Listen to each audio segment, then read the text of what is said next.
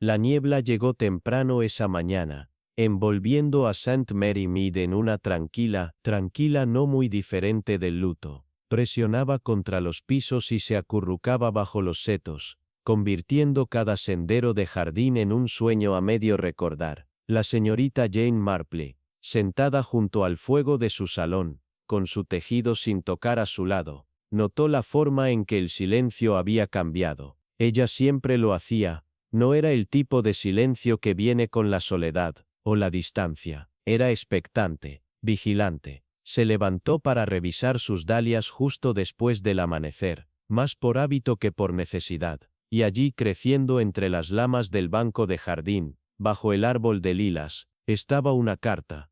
No franqueada, sin sello, sin caligrafía, solo el más leve aroma de clavo y tabaco persistía en el pergamino. Doblado una vez y atado con una hebra de hilo desgastado, hizo una pausa antes de abrirla, sus dedos detenidos sobre el sello de cera, la forma de un sauce llorón, limpio y presionado. Algo se agitó en su interior. No era reconocimiento, no del todo, pero sí algo cercano. El sello era antiguo, y llevaba la marca de alguien que recordaba cómo hacer las cosas a mano. Dentro, no había palabras, solo una sola línea, impresa débilmente en una mano demasiado contenida como para ser descuidada. Hay algo en el fondo del pozo. Eso fue todo. La señorita Marple permaneció inmóvil en la quietud de la mañana. Un momento más. No necesitaba una firma. Algunos mensajes no provienen de nombres. Algunos llegan desde esa parte del pasado que la memoria evita, las esquinas silenciosas que lustramos, pero nunca limpiamos. No había pensado en Lower Keld en más de 20 años, un pueblo demasiado lejos para hacer recados, y demasiado cerca como para olvidar. Suelo frío, árboles delgados, una niña llamada Anis Brandt, que usaba las botas de su padre, y rara vez sonreía con claridad. La señorita Marple entró, colocó la carta en su escritorio, y puso agua a hervir para el té. Sabía que iría, no porque se lo pidieran, sino porque era esperada. Y en lugares como Lower Keld, las expectativas a menudo eran el comienzo de todo. Coldstone House nunca se había visto despierta, ni siquiera en verano. Construida en piedra pálida y agachada al borde del huerto más viejo de Lower Keld, tenía la quietud incómoda de los sitios donde había ocurrido demasiado, y muy poco se había curado. Incluso la hiedra parecía vacilante, enroscándose no hacia arriba, sino alejándose como si temiera lo que dormía bajo las paredes. La señorita Marple llegó un miércoles. El auto alquilado la dejó más allá de la verja oxidada. Nadie la recibió al principio. El silencio de la casa no era solo callado, era calculado. Después de un momento, un hombre apareció por el sendero. Abrigo simple, botas gastadas, un rostro que había olvidado cómo sonreír. Levantó su bolso con un gruñido apagado. Y no dijo nada. En el interior la entrada olía a lavanda, y a algo menos amable, como papel hecho polvo, y recuerdos encerrados demasiado tiempo. En el salón, el fuego era bajo pero vivo. La señorita Marple fue recibida por una mujer de unos 60 años, con las manos enrojecidas por agua fría, y los ojos como vidrio, con algo atrapado debajo. «Eres la señorita Marple», dijo la mujer suavemente. Ella siempre decía que alguien vendría, aunque nunca me dijo quién. «¿Es usted la señora Weiss?», respondió la señorita Marple, con voz gentil. Yo era su ama de llaves. Durante 28 años. Miró brevemente hacia abajo, y luego volvió a alzar la vista. Anis te mandó llamar, aunque no sabía que lo hacía. La señorita Marple asintió, y algo no dicho flotó entre ellas. El dolor a veces es más claro cuando llega tarde, cuando sigue en lugar de preceder. ¿Cuándo murió?, preguntó la señorita Marple. La señora Weiss miró hacia el fondo de la casa, donde comenzaba el huerto. Hace 4 semanas. Dicen que se cayó al pozo. Ella nunca se cayó en su vida, agregó, tras una pausa. La señorita Marple se sentó lentamente, aún con el abrigo puesto. La habitación estaba ordenada, obsesivamente, como si alguien hubiera limpiado, no para acomodar, sino para borrar. La encontraron en la mañana, continuó la señora Weiss, erguida, como si estuviera sentada, los ojos abiertos, sin señales de lucha, sin nota, sin motivo, y sin embargo alguien me escribió. La ama de llaves pareció sorprendida. Yo no lo hice. La señorita Marple inclinó la cabeza, apenas, pero alguien dejó la carta. La señora Weiss negó con la cabeza. Anis no tenía amigos, no le quedaban parientes, solo yo y la casa. Hubo una pausa. Debo decirle algo, murmuró la señora Weiss, bajando la voz. Hay una habitación que nunca me dejó limpiar. Segundo piso, tercera puerta a la derecha. La cerró cuando desapareció Elsie. La mirada de la señorita Marple se agudizó, levemente. Elsie, la señora Wise vaciló, como si al pronunciar el nombre pudiera traer algo de regreso a la casa. Su hermana, hace ya 30 años. El río, dijeron, pero nunca la encontraron. Y Anis nunca fue la misma. Esperó, no de una manera que se viera, pero como una mujer que guarda un plato en la repisa más alta por si acaso. La señorita Marple se levantó y caminó hacia la chimenea. Sobre ella, colgaba un óleo desteñido de 2 niñas, una, con la mirada demasiado directa para ser una niña, la otra, ligeramente detrás, sujetando una cinta azul, sonriendo como si no hablara en serio. El fuego crepitó una vez, luego la habitación volvió al silencio. El huerto detrás de Colestone House no era hermoso, al menos no en ningún sentido tradicional. Alguna vez fue cuidado, raíces de peral, manzanos torcidos, un emparrado donde alguna vez florecieron las rosas, pero ahora, la tierra parecía haber sido dejada, deliberadamente. Los árboles se inclinaban hacia el interior, el sendero era irregular, y el silencio no traía paz, sino algo más, algo que escuchaba. Envuelta en su chal, la señorita Marple se movía con cuidado por la tierra mordida por las heladas. Sus ojos no solo buscaban en el paisaje, sino que lo recordaban. El pozo estaba allí, tal como lo había esperado, en el extremo más lejano del huerto, escondido entre la hiedra y medio ahogado por el musgo. Su tapa de piedra estaba desgastada, la cuerda deshilachada y floja, ya no estaba en uso, sin cubo, sin polea, pero no se sentía abandonado, se sentía tranquilo, en la forma en que lo hace una vieja herida. Ella pasó los dedos suavemente por el borde, y se detuvo. Había un raspón fresco a lo largo de un lado de la piedra, delgado pero claro. Algo pesado había sido arrastrado por allí recientemente. Ese detalle no encajaba con la historia oficial. No deberías estar aquí sola, dijo una voz detrás de ella. Ella se volvió, un joven no mayor de 20 años, con cabello arenoso y una chaqueta algo grande para su delgado marco. Estaba allí, con un paquete de leña en brazos. Su tono no era grosero, solo cauteloso. Soy Milo, agregó, atiendo los terrenos, lo que queda de ellos, señorita Marple, respondió ella suavemente. Él asintió una sola vez, con los ojos dirigidos al pozo. Ella dijo que alguien vendría, murmuró, no dijo tu nombre, solo que alguien sabría qué buscar. La señorita Marple volvió a mirar el pozo, dijo eso antes de morir, aproximadamente una semana antes, tal vez menos, cambió el peso de un pie al otro, apretando el hilo que rodeaba los palos. Ella era diferente. La señorita Brandt, siempre tranquila, pero no de una manera pacífica, como si algo siempre estuviera presionando. Solía caminar por este huerto todas las mañanas. No es así, incluso bajo la lluvia, dijo él. Todos los días, siempre se detenía aquí junto al pozo, solo se quedaba allí, como si escuchara algo, o esperara que hablara. La señorita Marple mantuvo su voz suave. Alguna vez habló de su hermana. Él se congeló. Elsie, ¿lo sabías? No se suponía que lo supiera. Pero encontré una foto una vez, 3 chicas de pie junto a este lugar. Una de ellas tenía una cinta azul en el cabello. Las otras 2 eran ella. ¿Estás seguro? Positivo. Ahora parecía incómodo. Se la mostré a la señora Wise. Me la quitó de inmediato. Dijo que era un error de impresión y que debía olvidarla. La foto tenía nombres escritos. No, su voz cayó, pero la que llevaba la cinta parecía que quería hablar. Las demás la detuvieron. El viento se deslizó suavemente por las ramas sobre sus cabezas. La señorita Marple miró el pozo. No parecía amenazante ni siniestro, simplemente esperaba. En ese momento se sintió como el dolor cuando no tiene a dónde ir. Ella no pensaba aún en culpa ni en muerte. Esas eran palabras para más tarde. Por ahora solo pensaba en la memoria. Ese tipo de memoria que no se desvanece, sino que se asienta, tranquila, como el polvo en la piedra, esperando a alguien que sepa escuchar. La casa no dormía por la noche, no del todo. Aunque las luces se apagaban a las 9, había crujidos que se movían como pasos en el piso superior, y una vez pasada la medianoche la señorita Marple creyó oír el suave susurro de un cajón al cerrarse. No un portazo, no un golpe, solo una finalidad tranquila, del tipo que acompaña decisiones tomadas después de largas dudas. Pero ella esperó hasta la mañana para actuar, como era su costumbre. Después del desayuno preguntó cortésmente si podría visitar la habitación de Anis Brandt.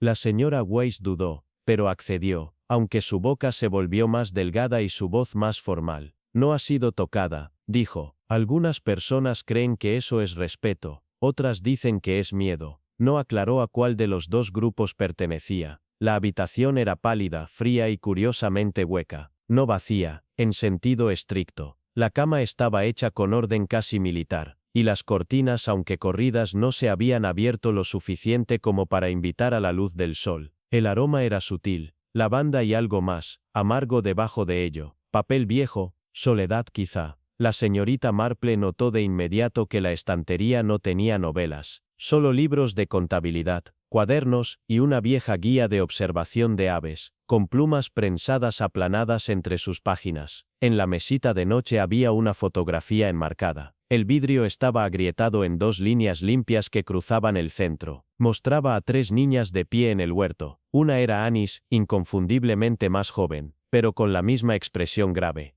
La segunda, una niña rubia con rizos que parecían rebotar incluso en la quietud. Y la tercera, bueno, la tercera había sido destruida. Su rostro había sido rayado cuidadosamente, meticulosamente, con un alfiler o una cuchilla. Nada más en la imagen había sido alterado. Pero aquella niña había sido borrada. La señorita Marple volteó la fotografía, sin fecha, sin nombres, solo una esquina despegada, donde alguien había intentado quitar una etiqueta, y falló. En el cajón junto a la cama encontró otra pista, una carta, no sellada, no dirigida, pero doblada, y claramente releída muchas veces. Estaba sin firmar, escrita con una letra inestable y urgente. Decía, ella nunca me perdonó por ese verano, pero nunca dejé de buscarla, incluso cuando mintieron, incluso cuando dijeron que se había ahogado. La señorita Marple la sostuvo delicadamente, sus dedos temblando apenas no de miedo, sino de reconocimiento. Hay verdades que hablan en voz baja, y ésta había susurrado a través de las décadas. Esa tarde, sobre una modesta tetera en la cocina, preguntó a la señora Weiss por la niña de la foto. La ama de llaves se estremeció. Su cucharilla tintineó demasiado fuerte contra la taza. Esa era Elsie, dijo, tras una larga pausa. La hermana de Anis, 2 años menor, vino en el verano de 1907. Vino, repitió la señorita Marple. Dijeron que se fue. Algunos afirmaron que el río se la llevó. Su chal fue hallado cerca de la orilla, empapado, pero nadie encontró el cuerpo. Su voz bajó aún más. Algunos susurraron que se escapó, otros que alguien la llevó, pero nadie se atrevió a sugerir que algo hubiera sucedido aquí. Y Anis dejó de hablar. Casi un año entero. No lloró, no gritó, simplemente se cerró. Y cuando volvió, ya no era la misma persona. La señorita Marple asintió lentamente, bebiendo su té. El dolor, pensó, a menudo cambia su máscara con el tiempo. Lo que empieza como pérdida, puede endurecerse en ritual, en hábitos que parecen orden, pero que en realidad son solo una forma de evitar que el pasado se desmorone. Pidió ver los registros de la parroquia, pero la señora Weiss dudó. Hay algo que debes saber, dijo finalmente. El día después de que Elsie desapareció, el señor Brandt mandó a cerrar el pozo. Dijo que era inseguro, pero nadie mencionó que había sido abierto. La señorita Marple levantó una ceja. Entonces, ¿cómo lo supo? La señora Weiss no dijo nada. Y eso, pensó la señorita Marple, fue una respuesta suficiente. El pueblo de Lower Keld no sabía guardar secretos muy bien, al menos no de esos que gritan, pero desde hacía mucho había perfeccionado el arte de la omisión tranquila, cosas que no se decían durante la cena, miradas que se intercambiaban en silencio, la manera en que se podía responder una pregunta con un cambio sutil de tema. La señorita Marple, que había pasado toda una vida descifrando el lenguaje del silencio, sabía que a veces la verdad no estaba oculta, solo cortésmente ignorada, y era en ese tipo de olvido tan meticuloso, donde a menudo encontraba las pistas más duraderas. A última hora de la tarde, envuelta en su chal y con la brisa mordiendo suavemente sus mejillas, se dirigió hacia el cementerio. Las lápidas se inclinaban entre sí como conspiradores, cubiertas de musgo espeso, los nombres a medias borrados por el tiempo y la indiferencia. Fue recibida por el joven vicario, el padre Hales, un hombre más cómodo entre himnos que entre historias. La saludó con calidez, aunque algo distraído, pero se tensó cuando ella mencionó a Elsie Brandt. Cantaba en el coro, dijo en voz baja, tenía una voz dulce. Todavía usamos su solo en el himnario de la cosecha. Pero, miró hacia el sendero de piedra. Ya no hablamos mucho de ella. Nunca hubo servicio. No hay cuerpo B, no hay cierre. Y sin embargo se la recuerda, dijo la señorita Marple, con los ojos a la deriva hacia la esquina más lejana del cementerio, donde un arbusto de espino crecía libremente junto a un banco. Sí, respondió el vicario, por algunos, especialmente Anis. Hubo una pausa. Ella venía aquí a menudo, incluso bajo la lluvia, añadió. Una vez la encontré sentada justo después del amanecer, empapada. Le pregunté si estaba esperando a alguien. Ella dijo, ya está aquí, pero no donde piensas. Él alzó la vista entonces, los ojos sombreados por el pasado. Pensé que era una pena hablar, pero ahora, ya no estoy tan seguro. La señorita Marple caminó lentamente entre las tumbas. Al final, abriéndose paso entre el follaje salvaje de hiedra, lo encontró, una piedra sin nombre, solo el año 1907, y una talla de 2 manos entrelazadas. Pétalos frescos yacían a su base, campanillas azules, floreciendo fuera de temporada. Esa noche, la señorita Marple regresó a Colston House y pidió ver el estudio. La habitación no había cambiado. El fuego estaba apagado, las cortinas medio corridas. En los estantes detrás del escritorio encontró los registros parroquiales, páginas ajadas, encuadernadas en cuero agrietado. Leyó en silencio. Apareció un nombre, luego desapareció. El bautismo de Elsie Brandt estaba registrado en 1896, pero no había constancia de su muerte. Más extraño aún, en el registro de entierros, su nombre había sido ingresado una vez a lápiz, luego borrado por completo. Solo quedaba una débil muesca. Ella la recorrió suavemente con la yema de los dedos. Borrada, no olvidada. En la planta baja encontró a Milo en la cocina, puliendo un candelabro de latón. Al principio guardó silencio, pero sus preguntas no fueron agudas. Fueron suaves, cargadas del tipo de calidez que alienta los recuerdos. Ella solía decir que el pozo estaba maldito, murmuró, con la mirada fija en la vela parpadeante. Decía que recordaba las cosas, incluso cuando la gente no. Una vez me hizo prometer que nunca me acercaría por la noche. Le pregunté por qué, y ella dijo, porque la memoria puede jalarte. La señorita Marple entrelazó las manos sobre su regazo. ¿Alguna vez te dijo lo que pasó con su hermana? Él la miró entonces, la miró de verdad. Y por primera vez, ella vio el miedo, no del pozo, ni siquiera de la verdad, sino del peso que significaría decirla en voz alta. Ella dijo que, se soltó, susurró. Eso es todo, no que la empujó, no que fuera ira, solo, la soltó. Y luego, ya era demasiado tarde para recuperarla. El silencio siguió, pero no era un silencio vacío, era del tipo que vive en el fondo del agua antigua, donde los nombres se desvanecen lentamente, pero el peso de la culpa permanece. La mañana se rompió lenta y plateada. El cielo colgaba en quietud, como si el mundo mismo contuviera la respiración. Coldstone House estaba más tranquila de lo habitual. Las paredes exhalaban una calma tan densa que hacían crujir más fuerte las tablas del piso, y que la ausencia de fuego se sintiera más fría. La señorita Marple se sentó en la ventana, con su tejido sin tocar, su mirada reposaba sobre el huerto. La niebla se aferraba a los árboles, y el pozo en el centro parecía palpitar con algo viejo e inacabado. Había visto muchos tipos de dolor en su vida, pero el que se envuelve en silencio, el que vive en piedra, en hueso, en canciones inacabadas, siempre dejaba las cicatrices más profundas. Más tarde esa mañana, se dirigió al ala oeste de la casa, abandonada ahora, sin usar desde el fallecimiento de Anis. El corredor era tenue, el polvo giraba en la luz del sol como humo. Al final, una puerta que se negó a abrir, hasta que ella apoyó todo su peso contra ella. Dentro había una sala de estar olvidada, con muebles cubiertos por sábanas blancas,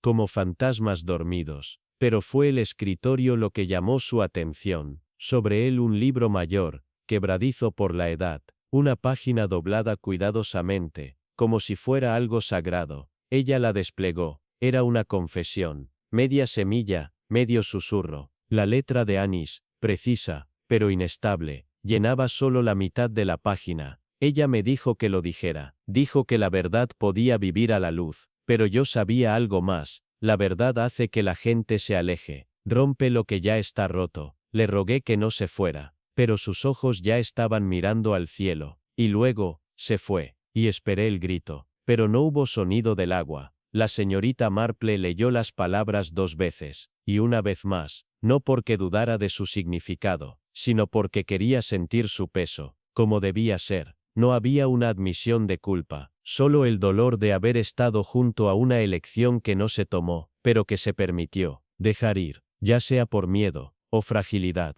El resultado fue el mismo. Esa noche, cuando el cielo se sonrojó con el último sol del otoño, la señorita Marple se sentó frente a la señora Wise, que había preparado un té demasiado fuerte, y cortado el pan demasiado delgado. Se sentaron en la cocina, el único lugar donde el calor aún permanecía. Ella nunca habló de Elsie, dijo por fin la Sarah Wise, sin solicitar. No era adecuado. A veces ella tarareaba un himno. Así era como sabía que estaba pensando en ella. Bendita tranquilidad. Pero nunca las palabras, solo la melodía. La señorita Marple asintió. ¿Hubo alguna vez una investigación? La señora Wise sacudió la cabeza. No había nada que encontrar. Nadie vio. Y en un pueblo como el nuestro, si no se ve algo no se habla, dejan que la historia se calle. Pero el pozo, recordó, dijo la señorita Marple suavemente. La anciana la miró. Ella también solía decir eso. En la tranquilidad que siguió, una tetera comenzó a hervir, el sonido agudo en la quietud,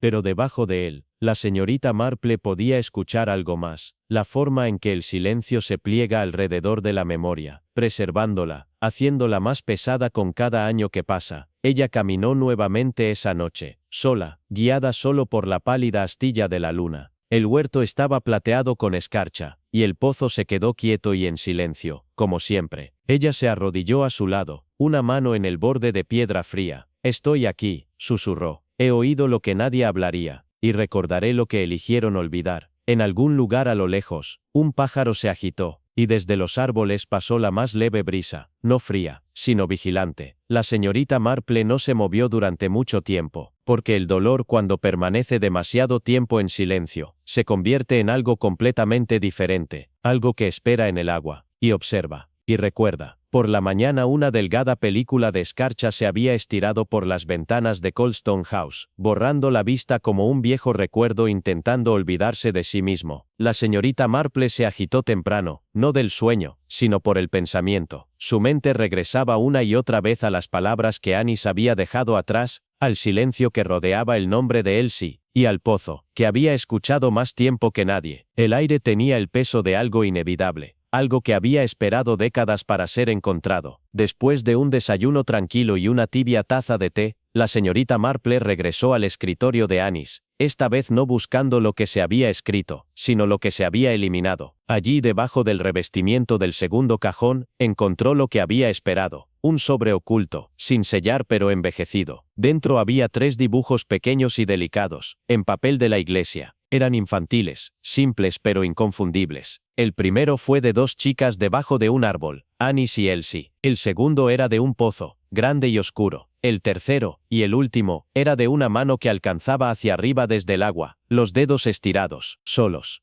Ella trajo el sobre al fuego, y se sentó en silencio. La Sarah Wise, al ver los bocetos, se apartó ligeramente, sus labios temblando. Ella solía decir que soñaba con ella, susurró, que Elsie nunca se fue, que todavía la esperaba. Pensé que era solo dolor. La señorita Marple sacudió la cabeza suavemente. Fue culpa, y tal vez, una promesa dejada sin cumplir. El resto del día pasó en corrientes lentas. La niebla se había levantado ligeramente por la tarde, y la señorita Marple le pidió a Milo que la acompañara, por última vez, al pozo. Juntos trajeron herramientas, una palanca, una cuerda, una linterna, y la cuidadosa resolución de aquellos que ya saben lo que encontrarán. La cubierta de la pizarra gimió cuando se liberó, revelando la boca del pozo, quieto y negro. Milo bajó la linterna primero. Su luz se balanceó ligeramente, lanzando suaves sombras de naranja contra la piedra. Luego en la señal de Miss Marple descendió. La cuerda sostuvo, y el silencio se profundizó. Pasaron minutos. Entonces una voz suave resonó desde abajo. Hay algo aquí, una caja, y huesos, pequeños.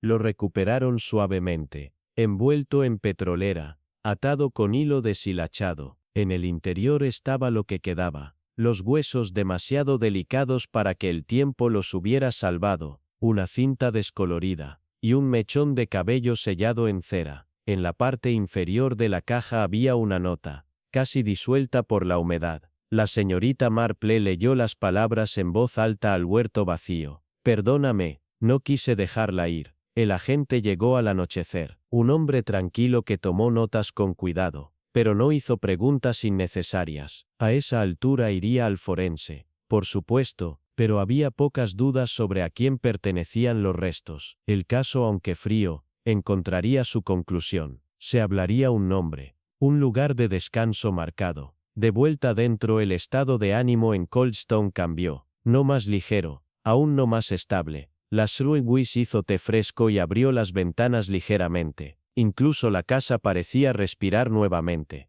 Esa noche la señorita Marple se sentó una vez más junto al fuego, su chal envuelto cerca, sus ojos reflejando las llamas. Cuando Milo entró para agradecerle, ella solo asintió, y le ofreció una sola oración. Viste la verdad antes que nadie. Simplemente no sabías cómo nombrarla. Él se sentó por un momento en silencio, luego preguntó, ¿cree que ahora está en paz? La señorita Marple no respondió de inmediato. En cambio se puso de pie, y caminó lentamente hacia la ventana. Afuera los árboles del huerto se balanceaban suavemente en el viento. Sus ramas ya no se apoyaban en algo enterrado, sino que se suavizaban por lo que finalmente había salido a la luz. Creo que dijo que el pasado deja de tocar una vez que se le deja entrar, y por primera vez en muchos años, Coldstone House durmió sin agitarse. A la mañana siguiente, llegó con una ligera niebla, y la tranquila insistencia del cambio. Coldstone House, aunque todavía llena de sombras, ahora parecía inhalar y exhalar con algo más cercano a la quietud